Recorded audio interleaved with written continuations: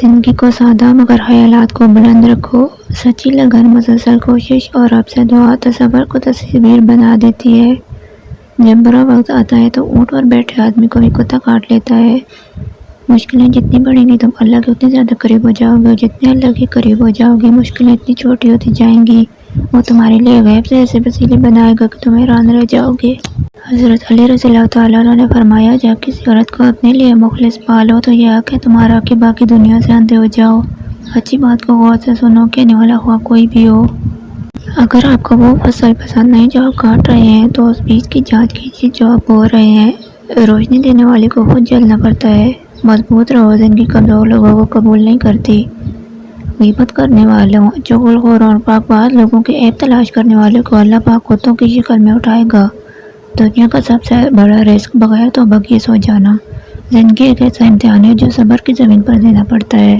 بھینس جو زمین پر بڑا گھاس کھاتی ہے اس میں جراثیم ہوتے ہیں، لیکن جو دودھ بنتا ہے وہ ہمیشہ صاف ہوتا ہے، شفاف ہوتا ہے اور جراثیموں کے خلاف استعمال ہوتا ہے. یہ سب کس کی قدرت ہے؟ بے شک وہ کائنات کا اکیلا رب اللہ ہے.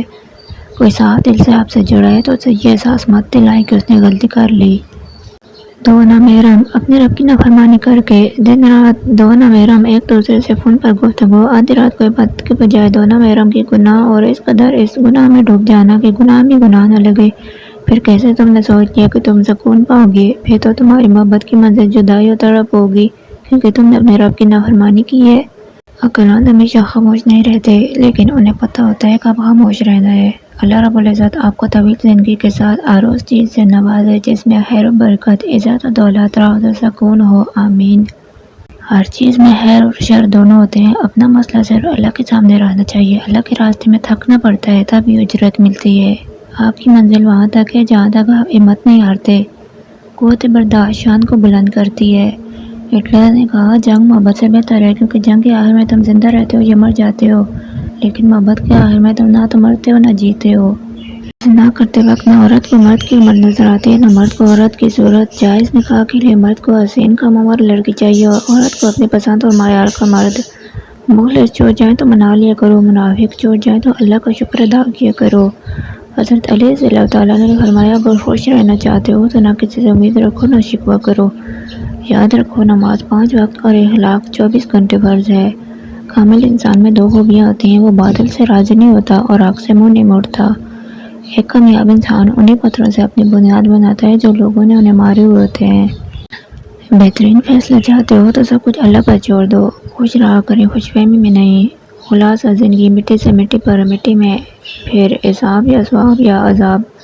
شاگردوں کے ساتھ ایسے خلوص و محبت سے پیش آؤ کہ کوئی دیکھے تو سمجھے کہ یہ اس کی اولاد ہے.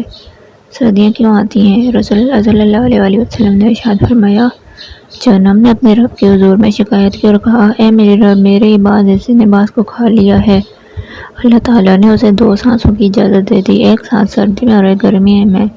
جو تم موسموں میں انتہائی گرمی اور انتہائی سردی دیکھتے ہو یہی اس کا سبب ہے. سلطان صلاح الدین ایوبی فرماتے ہیں، دشمن سے پہلے غدار کو قتل کرو. مضبوط اور پرکردار لوگ شکایتیں نہیں فیصلے کرتے ہیں. دنیا کی 10 سب سے بڑے طبیب.